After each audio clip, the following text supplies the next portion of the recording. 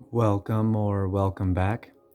I am your host, TCG Tarot, and today we're going to approach spirituality and divination from a little bit of a different angle.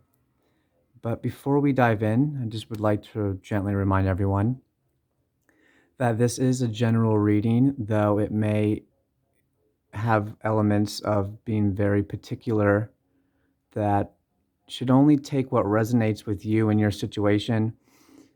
Energies can mirror. Masculine and feminine don't have to inherently mean male or female. It is indeed energy. I'm going to be using a Pokemon card and 3 Oracle cards from the Starseed deck from Rebecca Campbell.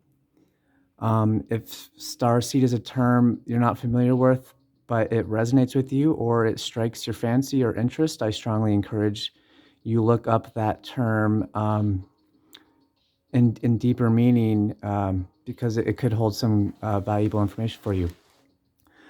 But with no further ado, I think we can head right in. So the first card we have is Rapidash, and this is representing the Queen of Wands.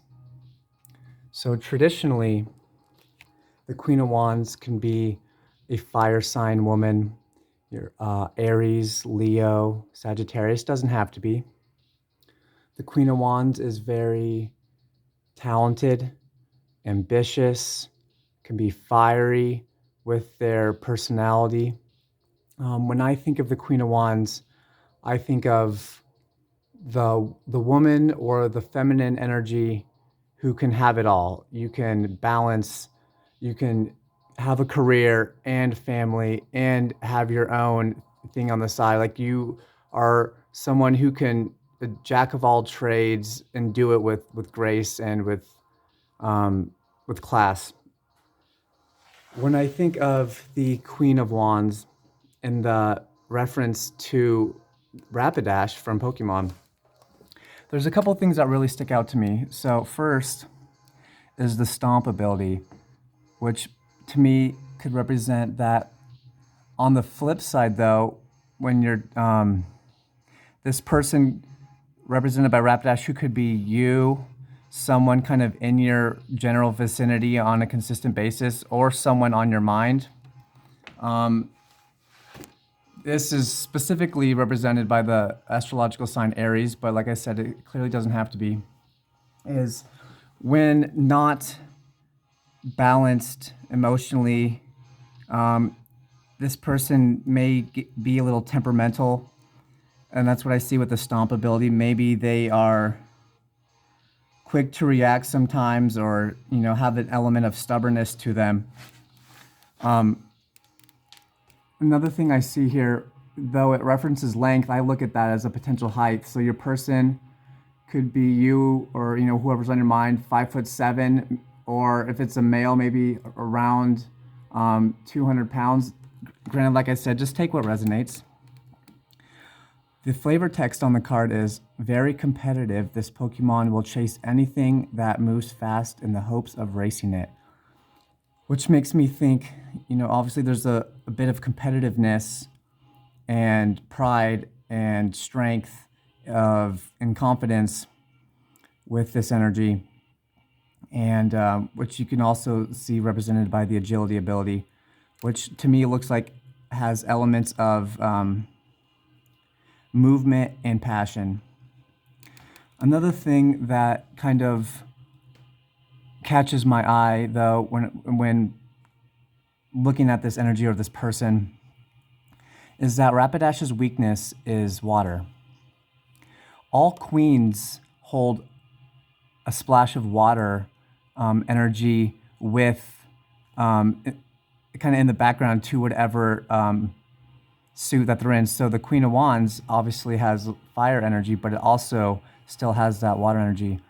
And the fact that the water energy could be a weakness per se, and however it works in your situation, is that emotions could be, the downfall, maybe not downfall this person or energy, but when they're not tempered, maybe they might be a little quick to react, or they let their emotions get the best of them in the moment. And that's kind of something that they're working on, or have healed, or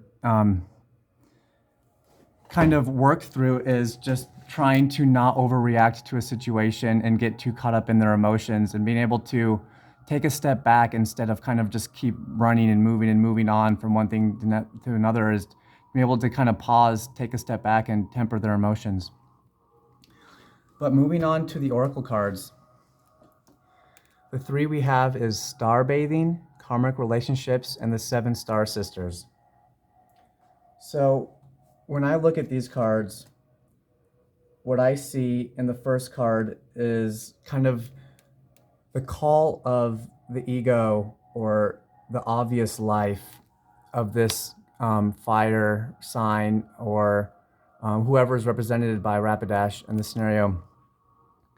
And that is light body, crystal grid, transmission, and activation. So there's a call to your present mind and your ego to begin, if you haven't already, or to continue working on becoming a better version of yourself, being more balanced with your emotions and your actions and your feelings and your kind of the way that you approach the world, and standing strong in your energy.